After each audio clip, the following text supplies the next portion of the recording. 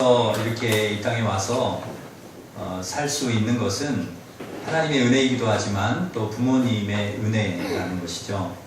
부모님이 아니면 우리가 이 땅에 어떻게 태어날 수가 있겠습니까?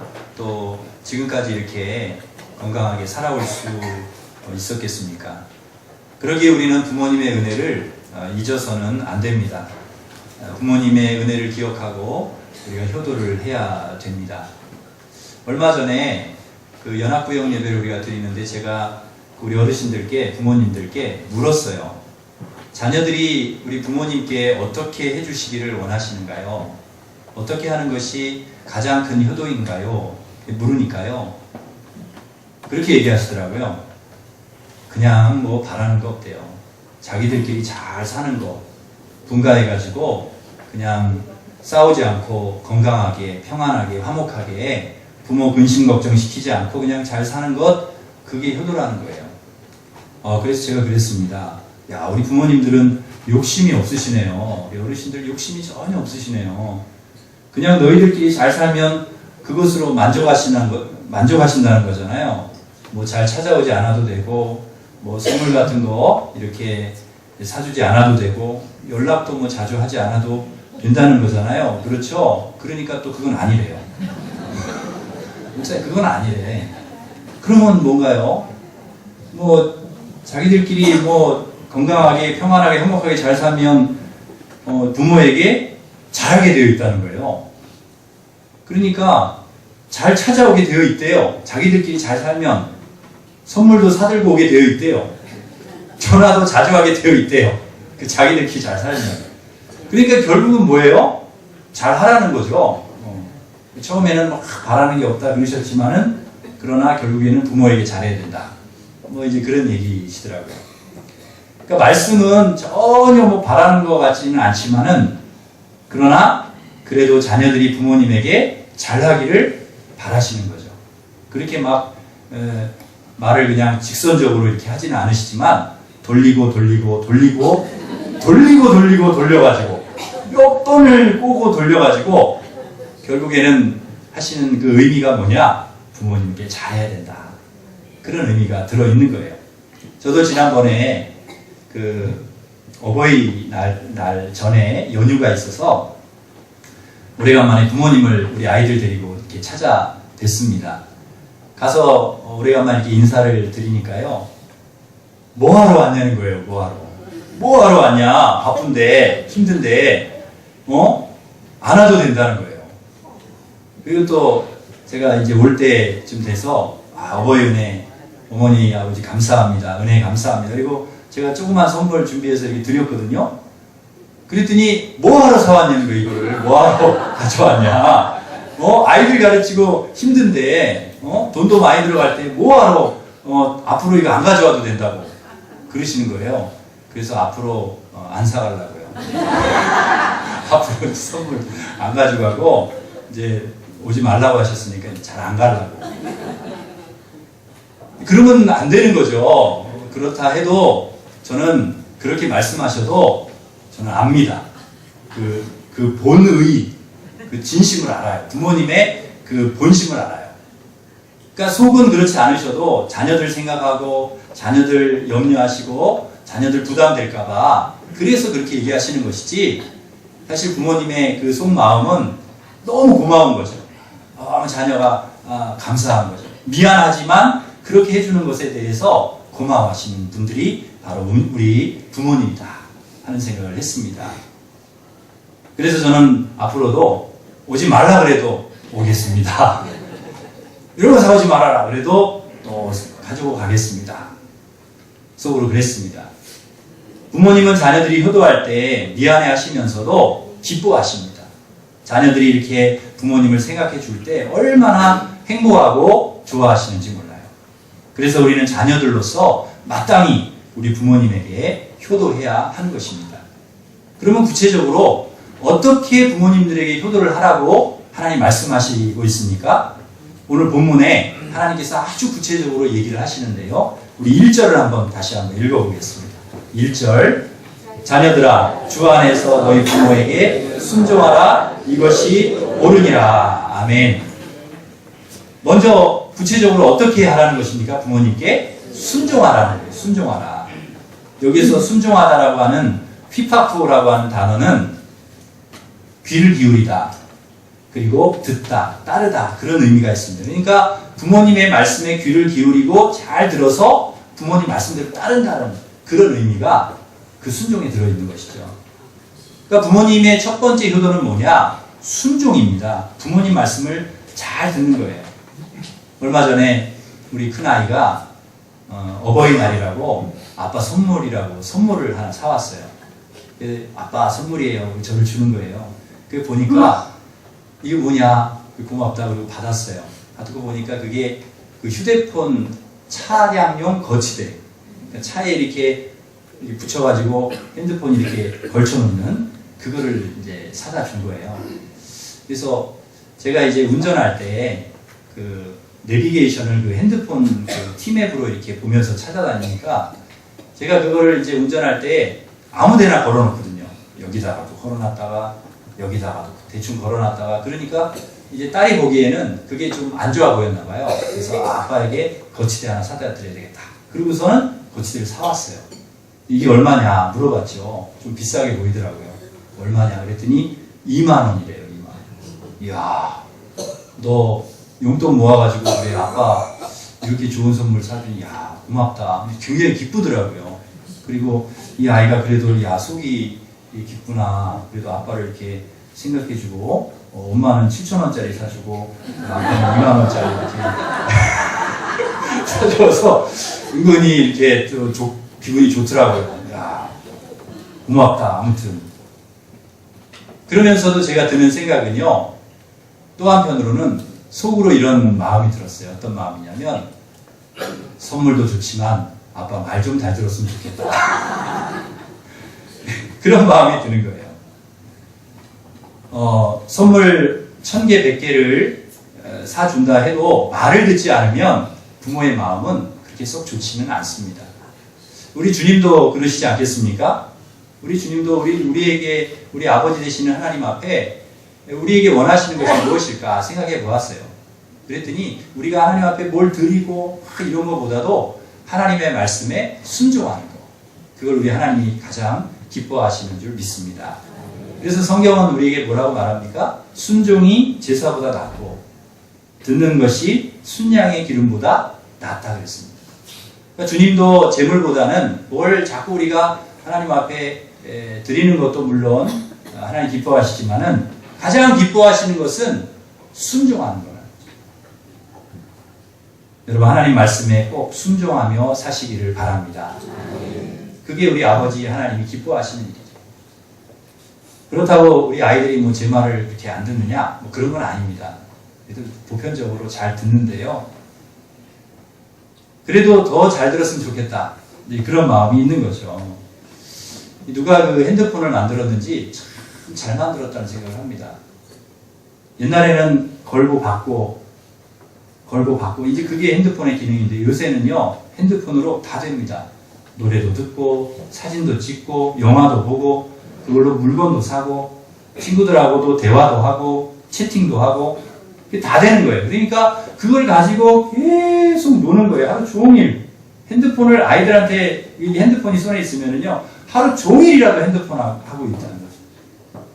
그래서 제가 하지 말아라. 그만해라. 그만 좀 하고 공부 좀 해라. 그렇게 얘기를 하면 순종했으면 좋겠습니다. 순종. 네, 아빠. 바로 들었습니다. 꼭 이렇게 느리적 안 듣다가 이제 나중에 듣기는 하지만 우리가 왜 부모님께 순종을 해야 됩니까? 이게 옳은 일이기 때문에 그렇습니다. 오늘 1절에 하나님은 분명히 얘기하시죠. 부모에게 순종하라. 이것은 옳은 일이다. 반드시 하나님께서 옳은 일이라고 하신 일, 그것은 우리가 해야 됩니다. 그러나 이거 옳지 않은 일이야? 그럼 안 해야 되죠. 그런데 부모님께 순종하는 일은 반드시 우리가 해야 될 옳은 일이라고 주님이 말씀하고 있습니다. 요즘에 옳지 못하게 사는 사람들, 바르지 못하게 살은 사람들 때문에 살릴 수 있었던 수백 명의 아이들이 죽어서 그 부모들이 피눈물을 흘리고 가슴을 치고 있습니다. 모두가 옳은 일을 했다면, 바른 일을 했다고 하면 그런 일이 일어났겠는가? 모두가 자기에게 주어진 일에 옳은 일을 했다고 하면 옳지 못한 일을 하니까 침노를 하고 사람이 죽는 것은 아니겠습니까? 우리 가정에서부터 우리는 옳은 일을 해야 합니다. 무엇이 옳은 일입니까? 부모님께 순종하는 것입니다. 여러분 모두가 부모님께 순종하는 옳은 일을 하실 수 있기를 바랍니다. 그런데 조건이 하나 붙었습니다. 주 안에서 순종하라는 거죠. 우리가 부모님께 무조건 순종해야 되는가? 그렇지 않습니다. 부모님이 교회 가지 말라 그래도 순종해야 되고 도둑질해라 거짓말해라 그래도 순종해야 되는가? 그렇지 않죠. 물론 그렇게 하라는 부모님이 안 계시겠지만은 그래서 하나님께서 자녀들에게 순종의 기준을 잡아주셨습니다. 원칙을. 그게 무엇입니까? 주 안에서 순종하라는 거죠. 신앙의 테두리 안에서 신앙을 벗어나는 것까지 순종하지 말고 신앙의 테두리 안에서 하나님께서 옳다고 하신 일 주님 안에서 부모님께 순종하시는 저와 여러분 되시기를 바랍니다. 두 번째로 공경해야 됩니다. 오늘 보면 2절 말씀을 한번 읽어보겠습니다. 내 아버지와 어머니를 공경하라. 이것은 약속이 있는 첫 계명이니. 아멘. 공경이 무엇입니까? 제가 국어사전을 찾아보니까 공손히 받들어 모신다 그런 뜻이 있더라고요. 공손히 받들어서 모시는 거예요. 그러니까 부모님 말씀에 순종하는 것에서 한 걸음 더 나아가서 우리 부모님을 공손히 받들어서 모시는 것입니다. 가정에서부터 이것이 되어야 된다는 거죠. 어느 날 시골에 사시던 어떤 아버지가 한 분 계셨는데요. 그 아들이 서울에 살고 있는데 그 어머니가 돌아가시고 아버지 혼자 이제 시골에 사시니까 외로우시잖아요. 그러니까 아들이 이제 좋은 집에서 이렇게 또 살고 있는 아들이 아버지가 안 돼 보이는 거예요. 그래서 아버지한테 계속 전화를 해가지고 아버지 아들 집에 좀 와서 며칠 좀 이렇게 쉬었다 가세요. 놀다 가세요. 아버지 올라오세요. 그래가지고 이 아버지가 올라왔어요. 아들 집에 올라왔어요. 며칠을 거기 계시는데 그런데 올라와서 보니까 아니 그래도 아버지가 올라왔으면은 자녀들이 그래도 아버지 신경을 쓰고 얘기도 좀 해드리고 뭐 또 식사도 하고 또 어디도 이렇게 같이 모시고 가고 그래야 되는데요. 자기들 다 바쁜 거예요. 아들대로 바쁘고 며느리를 바쁘고 손주대로 바쁘고 그러니까 아들 집에 왔는데도 그냥 아무것도 안 하시고 그냥 집에만 계시니까 속이 상한 거예요. 그래서 화가 하도 나가지고 그냥 가버리셨어요. 시골. 아들이 직장에서 이제 돌아와 보니까 계셔야 될 아버지가 안 계신 거예요. 가신다는 말씀도 없으셨는데 어디 가셨나 궁금해가지고 막 이렇게 찾는데 아들 책상에 편지 하나가 놓여 있는 겁니다. 근데 그 아버지가 아들에게 쓴 편지예요. 근데 거기에 뭐라고 적혀 있는가? 이렇게 적혀 있더랍니다. 3번아 잘 있거라. 6번은 간다. 다른 말은 아무것도 안 써 있고 그냥 떡하니 3번은 잘 있거라. 6번은 간다. 이게 무슨 말인가? 도대체 해석이 안 되더래요. 도대체 왜 아버지가 3번은 가나 3번은 잘 있거라. 6번은 이게 뭐냐? 해석이 안 돼가지고 전화를 했어요. 아버지한테. 아버지, 이게 뭡니까? 저한테 편지를 써서 놓고 가셨는데 이 3번은 잘 있거라. 6번은 간다. 뭡니까? 그러니까 이 아버지가 해석을 해주시는데요. 야, 너네 집에 가보니까 너네 집에 그 서열이 있더라. 서열이. 순서가 있더라. 1번은 네 손자, 내 손자, 네 아들이고 2번은 네 아내고 3번은 너고 4번은 네 집 강아지고 5번은 가정부고 6번이 나더라. 6번이. 그래서 3번아 잘 있거라. 6번은 간다. 그렇게 썼다. 그렇게 해석을 해주시더랍니다. 그러면서 하시는 말씀이 너도 정신 차려라. 너도 4번으로 밀릴 수 있다. 4번이 강아지거든요. 4번한테 밀릴 수 있다. 누가 우스갯소리로 이렇게 만들어낸 이야기지만은 우리에게 주는 교훈이 메시지가 분명히 있다는 거죠. 가장 우선순위가 되어야 될, 가장 공경해야 될 어른이 부모님이 밀리는 거예요. 그리고 어찌 보면 자녀들이 그냥 공경을 받고 대접을 받고 그렇게 시대가 바뀌어가고 있다는 거예요. 우리가 심각하게 한번 생각해 볼 필요가 있다는 거죠. 우리가 왜 부모님을 공경해야 됩니까? 이것은 하나님께서 우리에게 말씀해 주신 계명이기 때문에 그래요.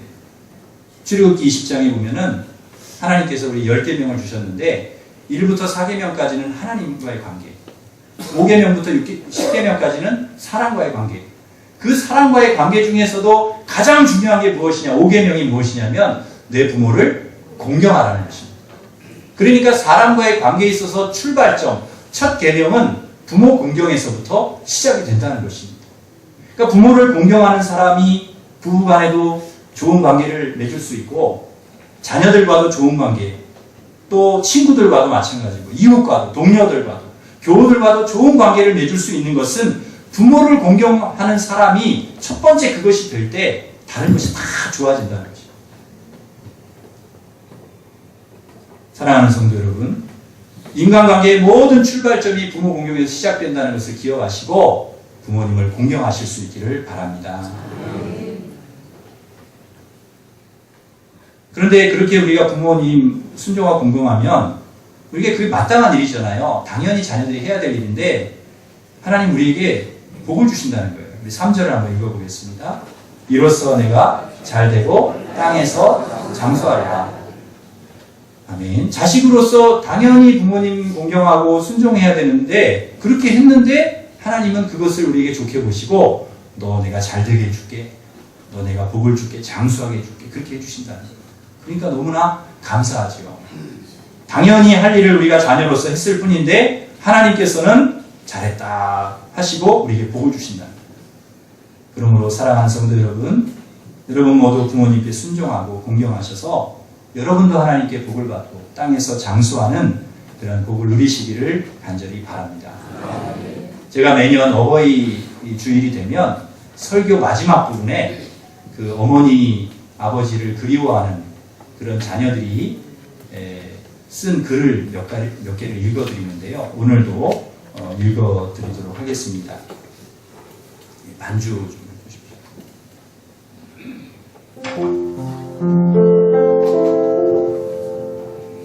아버지 생일날 아버지 맛있는 최고급 중국 음식 사드릴게요 했더니 야 나는 괜찮다. 너희들 살기 어려운데 무슨 고급 음식이냐 그러시면서 먼저 대중음식점으로 가시는 아버지. 우리 어릴 적 우리 데리고 외식하실 때는 얘들아 먹는 것이 남는 것이니까 애비 돈 걱정 말고 많이 먹고 건강하게 크라 그렇게 얘기하시던 아버지. 아버지를 생각하며 죄송해서 눈물을 흘립니다. 어머니 생일날 따뜻한 겨울코트 하나 사드릴게요 했더니 야 나는 괜찮다. 너 자식들 가르치라 고생 많이 할 텐데 무슨 백화점 잉크코트냐 하시면서 시장에 가서 잠바 하나 고르시는 어머니. 우리 잘할 때는 얘들아 옷이 날개란다. 애미 돈 걱정 말고 입고 싶은 옷 다 골라 입어라 하셨던 어머니 생각하며 죄송한 마음뿐입니다. 임신 5개월 새내긴 내가 자궁암 진단받고 친정에 달려가 엄마 품에 안겨올 때 엄마는 울지 말라며 하나님 이럴 수는 없습니다. 나는 인생 많이 살았으니 나는 괜찮아도 내 딸은 안 됩니다. 제게 딸의 암병을 주시고 딸은 살려주십시오.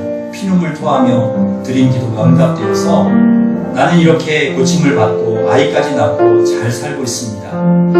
그러나 전신암 진단받고 오늘도 투병하시는 어머니 보며 괴로워하는 나에게 내 딸아, 내 딸이 아프고 내가 건강하면 나는 죽은 목숨이다. 내 딸 건강하고 내가 대신 아프니 얼마나 감사하냐. 사랑하는 딸아, 너만 건강하면 이 어미는 죽어도 괜찮아 하시는 어머니 기도로 대신 건강한 딸은 죄송한 눈물만 흘릴 뿐입니다. 하나 더 읽어드리겠습니다.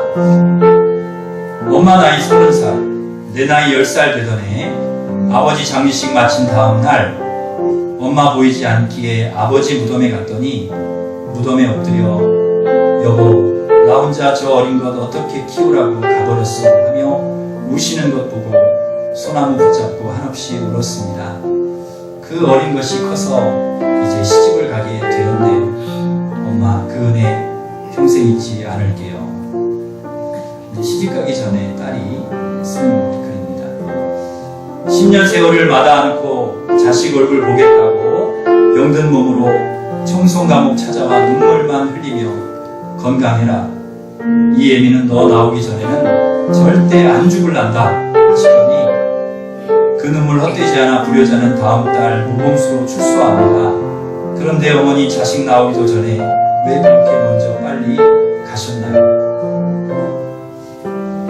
6.25 피난길 떠나던 날 어머니 내 손잡고 형진아 남들보다 먼저 와서 이 예미 꼭 데려가라 하실 때 어머니 남쪽에 자리 잡는 즉시 어머니 모시러 올게요 했는데 벌써 반세기가 흘렀습니다. 아직도 그 약속 지키지 못하고 돌아갔으니 나 혼자 살겠다고 어머니 버리고 불효자식 북쪽 하늘 보며 오늘도 눈물 흘립니다. 화전 공밭 있는 계곡에서 눈물 쳐드릴 때 탐스럽던 엄마 등 생각납니다. 어쩌다 착한 우리 엄마 위암 수술로 항암 치료받고 퇴원해 오신 목욕탕에서 벗은 몸 등 밀어보니 뼈밖에 남은 것 없는 우리 엄마. 엄마를 이 치령으로 만든 내가 죄송해서 눈물로 등 밀어드립니다. 이런 글을 썼습니다. 이 어머니, 아버지 이렇게 생각하면서 쓴 글들을 보면 꼭 제가 그렇게 불효한 것 같은 생각이 들어서 마음이 좀 그렇습니다. 시가 한 편 있는데 제가 시를 한번 읽어드리겠습니다. 그 사람은 어머니입니다. 식탁 위에 동태찌개 끓여놓고 나는 살코기 싫고 머릿고기 좋아한다시며 동태뼈 자기 앞에 놓으신 사람, 그 사람은 어머니입니다. 밥이 모자랄 때 나는 요새 입맛이 없다 하시며 식구들 밥그릇 밥 채우고 시래기 국물로 배 채우시는 분, 그분은 어머니입니다. 우리가 중환병으로 누워있을 때 나는 세상 살 만큼 살았으니 나에게 우리 아이의 병 주고 내 건강 우리 아이에게 주십시오 하면서 기도하는 분, 그분이 바로 우리 어머니입니다. 우리가 임종이 왔을 때 차라리 나 데려가고 우리 아이 살려 주십시오 하시면서 몸부림치며 울며 하나님과 맞서 단판 짓고 있는 분, 그분은 바로 우리 어머니입니다. 어머니 고맙습니다. 어머니 사랑합니다. 어머니 은혜 잊지 않고 살겠습니다. 이런 시입니다. 우리 어버이 1년 365일 부모님의 은혜를 기억하면서 살아야 되지만 그렇지 못하더라도 이 어버이 주일 맞아서 부모님의 은혜를 기억하면서 부모님이 효도하고 또 공경하며 살아가시기를 간절히 바랍니다. 우리 1년에 한 번이지만은 어머니의 마음 노래를 같이 한번 부르고 싶습니다. 함께 불러보겠습니다. 주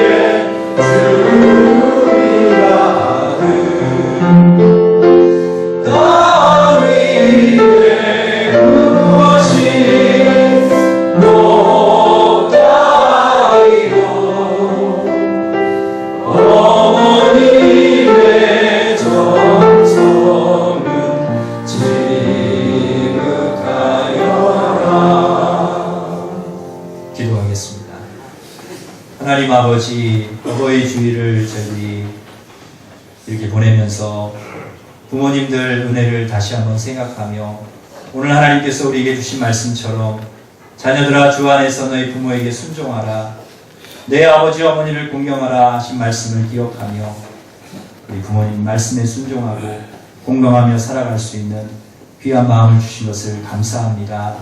앞으로 더 우리 부모님께 순종하고 공경하고 효도하며 살아가는 저희들 되게 하여 주시옵소서. 그러나 부모님께 효도하고 싶어도 이미 이 세상을 떠나셔서 우리 부모님께 효도하지 못하는 그러한 우리 성도들도 많이 있습니다. 하나님, 부모님께서 이미 우리에게 베풀어 주신 사랑과 그 은혜를 기억하면서 이제는 우리 자녀들에게 그 사랑을 내리사랑으로 물려주고 그렇게 사랑하며 살아가실 수 있도록 하나님께서 은혜를 베풀어 주시옵소서. 부모님의 그 은혜를 기억하고 또 부모님을 생각하는 그 마음을 위로하여 주시고 또 하늘의 소망으로 살아갈 수 있도록 주님 인도하여 주시옵소서. 예수님의 이름으로 기도하옵나이다.